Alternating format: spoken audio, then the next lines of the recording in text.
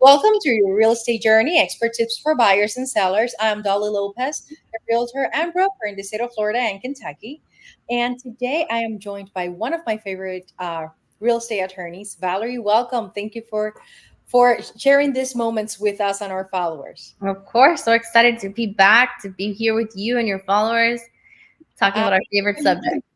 you were gone for a few months. Well, because of the baby, how's Yes. motherhood treating you? Oh, those restless nights are the best. Still going with the Let's lack not of sleep. remember those nights were tough. And to any new parent, I'm like, oh my God. Let's say, Yes, those first 3 months, 6 months, they're they're tough. rough. They're rough. Yeah, and he's only 7 weeks, so we're we're pushing through. We're still pushing through. Well, I'm really glad that you're here with us and that you're sharing your expertise with us, even though I know you must be extremely tired because of the nights and the dates and Yes. single second of the day. Yeah. So anyways, so let's get to it.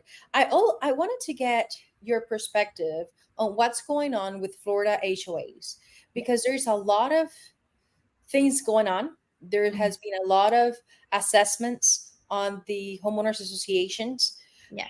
and what is all of this about? And is Yeah. it going to stop or because I've heard clients having $500 increases a month. Yeah. That's quite a bit of money whenever you're in a fixed income. Yeah, so it's definitely changing, and we are not going to see a stop for a little while, mostly because there's going to be new regulations, state law regulations that are being passed for the associations, and one of them that I think is effective now, July 1st, is reserves. The associations are now required to have a certain amount of money in reserves, depending on the size of the association, the units involved in that association. Reason being is they want to make sure that the association has enough funds in their reserves to be able to fix any issues that may come up in the future.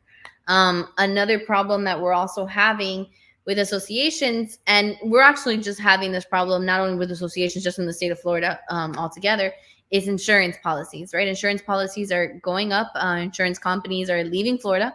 So it's very difficult to be able to obtain an insurance policy on a property. And if you think about it, it's even more difficult for associations because now they're covering a larger sum, right? They're covering a much bigger area when you're talking about associations because it's a community and insurances are going up. And by the insurances going up, you're going to have your monthly going up, your monthly association fees going up.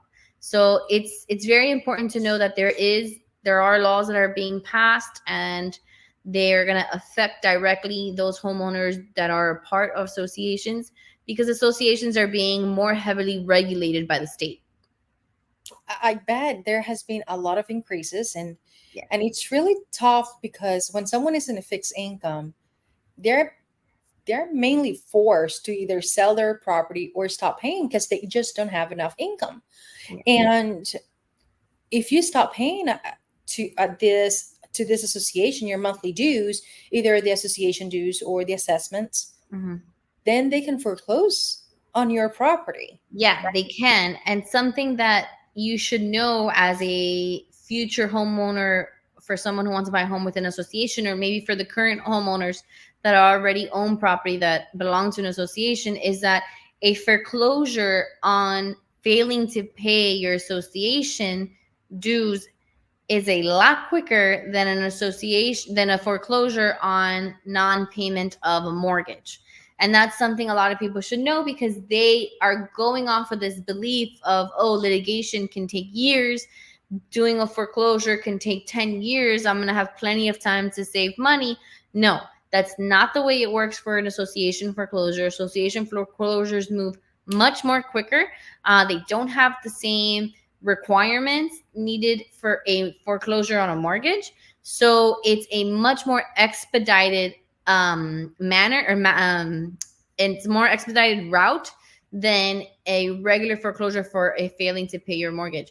So it's very important to know that if you don't pay your monthly association fees, you can get foreclosed, and it will happen like this. Something that I have seen on the market late, at least this year, has been a lot of properties on an association not selling as fast than it did last year or the year Right. before. Right. Because Yeah, they are kind of concerned. scared. Yeah, Yeah, yeah. People are worried, people are concerned. And why? Because when you going to purchase a property, whether it be your primary or an investment property, you're thinking to yourself, what can I afford monthly, right? What's my monthly expenses? So what can I set aside knowing for sure I can pay this amount? Well, when you're talking about a mortgage, you have a set number in mind because you're thinking, I'm going to be taking this much money out, so I know how much money I'm going to be, potentially having to pay every month. But now when it comes to an association fees, that's going to be up in the air because of the fact that associations can raise those fees so frequently, and not only raise the monthly association fee, but also pass special assessments that can directly affect you financially. Because if all of a sudden the roofs need to be changed within an association, you're talking about a special assessment of a large sum of money. So that's a scary thing, not knowing, okay, I know I could afford my mortgage, but will I always be able to afford my monthly association fees? Because they can go up so very quickly.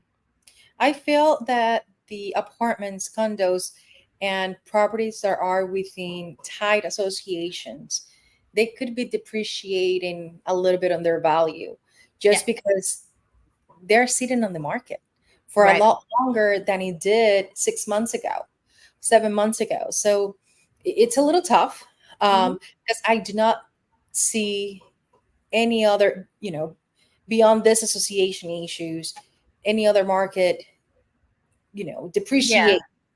And it can happen if any, it just yeah, depends on as the data comes in, we kind of assess things as we go. However, the HOA, this is an issue.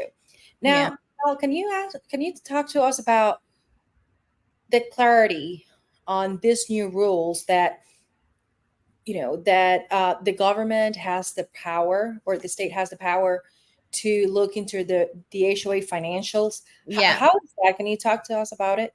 So that's something that future association owners can rest assured that there are going to be other regulations having to be passed in the state of Florida where they're actually going to be able to control the association's finances and be able to have the associations are going to be required to have more of an open book to their finances. And why is because there's a lot of mishandling of association funds. And especially here in Florida, we dealt with one not too long ago in the hammocks, which is part of the Kendall area, where a lot of misappropriation of funds was going on with that association, and that's what we're trying to prevent. So that's something that if you are looking to buy a home that belongs to an association, you can be rest assured that there is going to be regulations in place that assure you and moving forward other associations that they're going to be spending the money like they should, right? So if they're supposed to be painting and they're going to pass a special assessment, that they do actually paint, or that they do actually change the roof, or that they do change the structure, or that the structure sound, right? Because that's another area that the state of Florida is also focusing on, is the actual structure of these associations, right? The actual homes themselves. Are they up to code? Do they need fixing? Because some of the older associations have been around 40, 50, 60 years, some of these structures. So they're obviously going to need some kind of repairs And maintenance too. Yep. and maintenance to them. And then that's something that's being passed as well. Are those they're becoming a little more strict in those inspections, those 40-year inspections, 50, 60-year inspections, to assure that the structure itself is sound, right? And that helps not only you as a homeowner, but it can also assure that your money's being, well spent. I am really glad that the government took some sort of initiative towards more clarity on books of the HOAs, because I feel like there had been a lot of kickbacks and a lot of, as you said, mishandling of the funds. Yes. Yes. And you have to pay them. You had to pay the HOA. You still have to pay the assessment, and not Mhm. knowing where your money was going to. I mean, it's just difficult Of course. to kind of bear with it. So, Val, thank you so much. I'm so glad to have you back. Yeah. We're definitely going to be seeing Valerie a little bit more often.